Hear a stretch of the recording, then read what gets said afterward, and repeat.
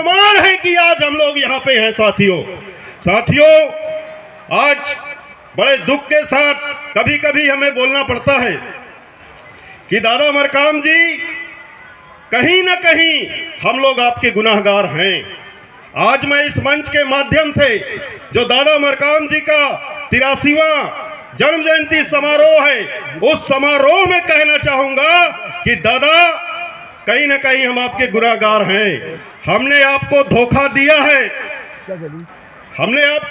दिया है, इसलिए हम किस मुंह से कहें कि आज हमारा समाज शोषण का शिकार हो रहा है करके? किस मुंह से कहें बताइए? आज हमारे जल जंगल जमीन छीने जा रहे हैं, किस मुंह से कहें हम? क्योंकि आपने हमको सब कुछ सिखाया था, दादा ने हमको सब कुछ सिखाया था, यहां तक कि बिना रस्सी के फांसी देना दादा मरकाम ने सिखाया था। और हम नालायक लोग आज अपने ही लोगों का गला पकड़ के ले आए हैं। इस कड़वी सच्चाई को हमको समझना पड़ेगा साथियों, इस कड़वी सच्चाई को हमको सुनना पड़ेगा। आपने हमें सेवा करना सिखाया, आज हम अपने ही दुश्मनों का सेवा करने लगे। यहां आपके मंचों में हम आए, आपके विचारों को हमने सुना, दाल भात खाए और दादाई के धोती में हाथ पोंछ के चले गए। हुआ है कि नहीं हुआ है बताइए?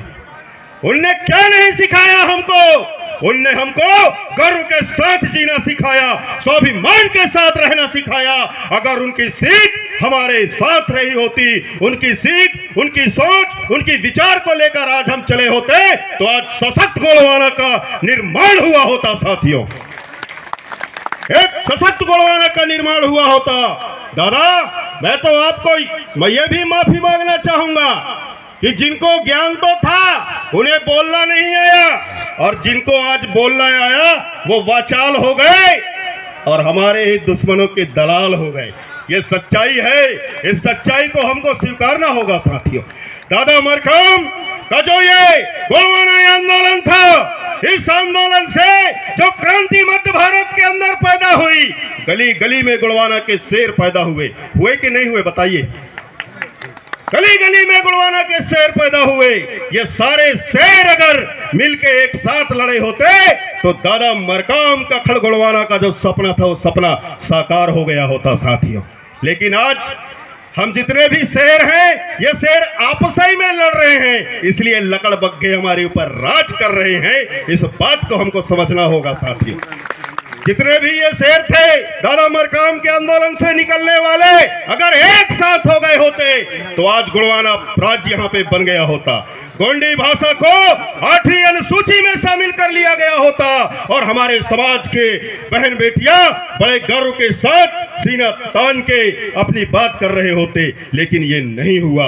इसलिए आज दादा मरकाम जी के इस 83वें जन्म जयंती समारोह पे हमको प्रण लेके इस अमूरकोट की पावन धरा से जाना है साथियों। मैं ज्यादा नहीं, 3 चीज के विषय में ही बात करूंगा। आप लोगों के तरफ से जवाब अगर मुझे मिल गया तो मैं समझ जाऊंगा कि वास्तव में गोंडवाना के लोगों ने अपनी मां का दूध पिया है और अपनी मां के दूध का कर्जा उतारने के लिए लोग तैयार हैं। बताइए, गोंडी धर्म की रक्षा कौन करेगा? हम करेंगे, हम करेंगे। गोंडी धर्म की रक्षा कौन करेगा? हम करेंगे, हम करेंगे। गोंडी धर्म की रक्षा कौन करेगा?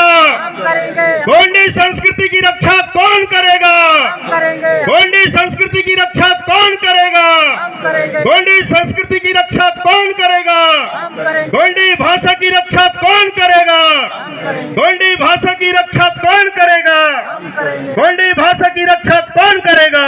साथियों, अगर हमने गोंडवाना के धर्म, भाषा और संस्कृति 3 चीज को बचा लिया तो गोंडवाना राज्य को बनने से दुनिया की कोई ताकत नहीं रोक सकती। ये मेरा दावा है और मैं इसी के साथ में अपने विचारों को यहीं पे विराम दूंगा, क्योंकि दादा मरकाम जी के बारे में, उनके विचारों के बारे में बात करने के लिए बहुत सारे लोग हैं और बहुत सारे लोगों को हमको सुनना है, धुनना है, गुनना है और लास्ट में गोंड, गोंडी और गोंडवाना की बात को करना है।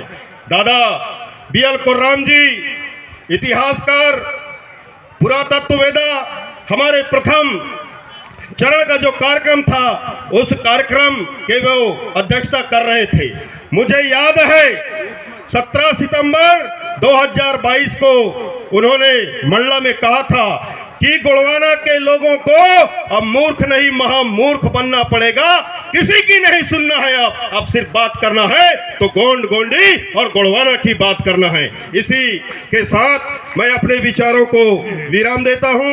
आप सभी लोगों के श्री चरणों में अनिल धुर्वे का बारंबार नतमस्तक सेवा जोहार पहुंचे। जय सेवा, जय फड़ापेन, जय गोंडवाना।